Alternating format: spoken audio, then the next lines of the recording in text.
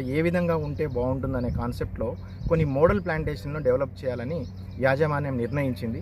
దాంట్లో భాగంగా RG1 area GDK one incline ఎదురుగా ఒక 3 హెక్టార్ల లొకేషన్ను ఐడెంటిఫై చేసి జూలై ఆగస్టు మాసంలో దీంట్లో ఉన్న ముళ్ళ చెట్లను అవన్నీ క్లీన్ చేసి దీంట్లో ఈ ప్లాంటేషన్ టేకప్ చేయడం జరిగింది. దీనికంటే ముందు ఇప్పుడు ఈ ప్లాంటేషన్ మీరు చూస్తున్నారు. ఈ ప్లాంటేషన్ దీనికంటే ముందు ఇది ఒక గార్బేజ్ డంప్ లాగా ఒక పనికిరాని ముళ్ళ చెట్లతోటి, తర్వాత చనిపోయిన పశువులను కూడా ఇక్కడే పడేస్తుండే. ఇది చాలా నిర్జీవమైన ఏరియా, చాలా దారుణమైన గార్బేజ్ డంప్ లాగా ఉండే.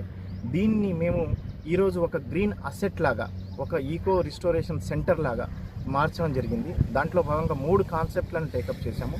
ఒకటి అగ్రో ఫారెస్ట్రీ మోడల్, రెండోది high yielding fruit bearing plantation model, మూడవది అగ్రి పాస్చర్ మోడల్ అని చెప్పేసి ఈ 3 మోడళ్లను ఈ ఏరియాలో ఒక్కొక్క హెక్టార్ కింద తీసుకున్నాము.